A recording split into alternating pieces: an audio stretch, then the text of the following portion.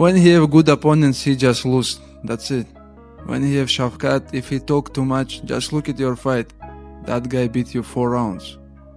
That's it. Earlier today, Ian said that he beat Shavkat for 24 minutes. Was it right? Yeah. Oh, Carlos, excuse me. He just Carlos. Yeah, sorry. He can beat Carlos, but he can beat everyone. But I'm not same like that, guys. I'm different. Do you agree with? I saw your manager say this. Do you agree that Ian is going to run from you throughout the fight? Sure, he has same style or every fight. He just run back and he just working for the point. I don't remember when he finished someone last time.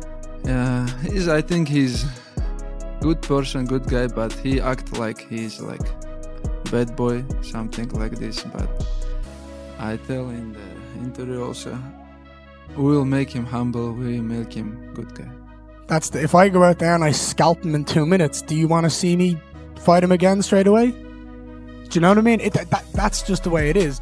If we have a back and forth war like he had with Volkanovski, then it probably would warrant a rematch. But also, there's many other challenges here that are exciting at the same time. So let's get through Saturday night. Let's get the win, and then we'll see in what fashion I get the victory and if there's a rematch on the cards. But I wouldn't be against it. I think he's earned enough to do it.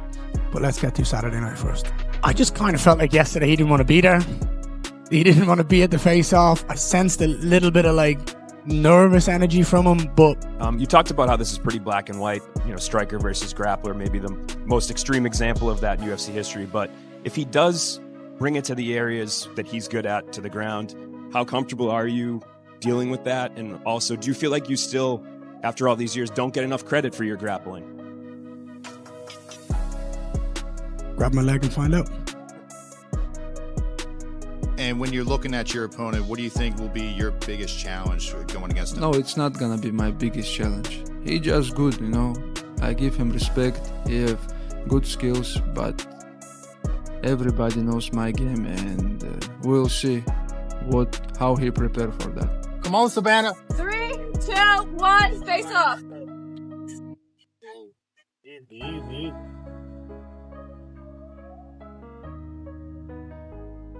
Face forward, please, guys.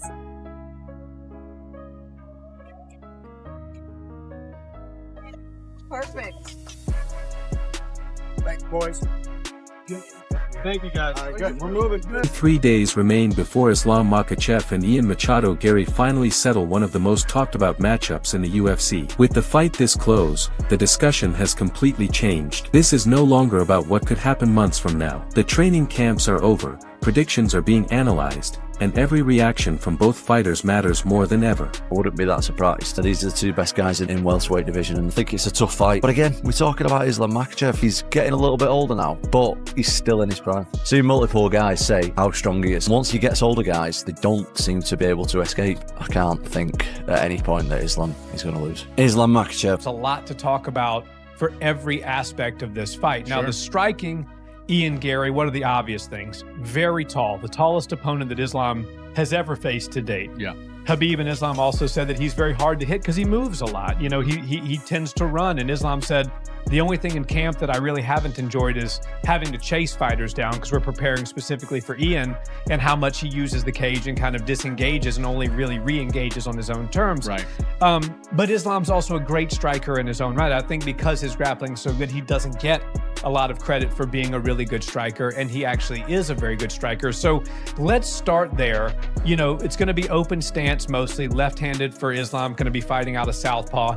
Ian fights orthodox, so we're going to have an open stance likely for the majority of the fight, which I know you love to break those down. Yes. So what are you seeing on the striking in this one? Yeah, this is really interesting. Ian Garry is obviously a great striker, and that's how he's been able to win most of his fights and get to a title shot. But Islam Makhachev's striking is actually slept on. And it's largely because he comes from Dagestan, and everybody knows Khabib was the guy who set the precedents, and they have great grappling from there. But the Dagestani strikers or fighters are becoming really high-level strikers. Just look at Usman Nurmagomedov. More knockouts than any other method of victory. Exactly. So I am actually loving how Islam's striking is coming along. His kicks are great.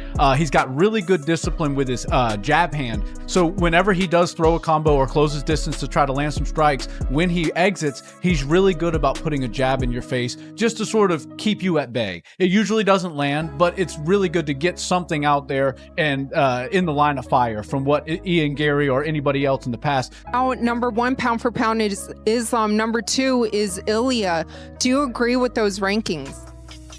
Yeah, that's fair. So I think Islam number 1, right? PM, Renato Moicano, Dustin Poirier. As much as Dustin Poirier is a legend of the sport, they're not as dangerous as the guys I've just mentioned. Not only that, every single one of them is bigger, longer. Shavkat was 18-0 and 18 finishes when I fought. Carlos Praches had an 11-fight win streak by knockout when I fought him. When I step into this octagon against Islam Makhachev, I'm going to prove to the world why Ian Machado. The big question is simple. Can Ian Garry force Islam Makhachev to fight outside his comfort zone?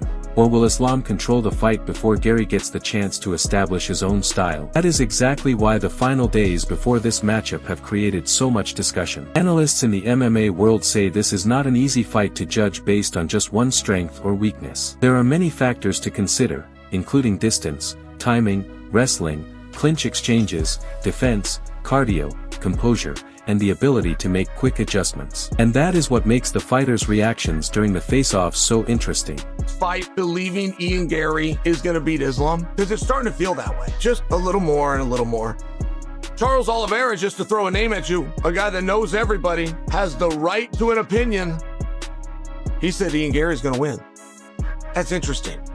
Ian Garry is a stand-up fighter from Ireland who idolizes Conor McGregor. So now we know everything we need to know about Ian Garry. He's a sharp shooter. He's going to use his hands. He's going to use his kicks. He can't do any jiu-jitsu.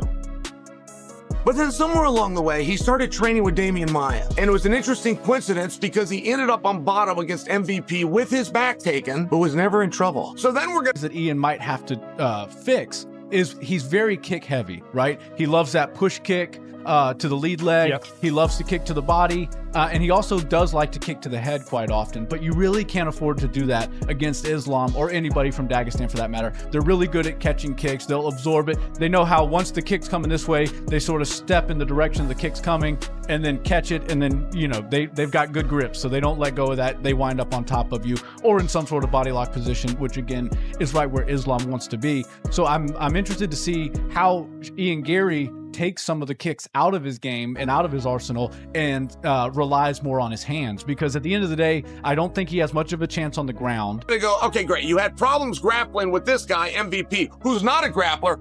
You got real big problems now because you're going to fight Rakhmonov, who's going to expose everything that you don't know. And it turned out that punching and kicking Irish kid had spent some time in the wrestling room, right? I mean, he just looked better than we knew that he was.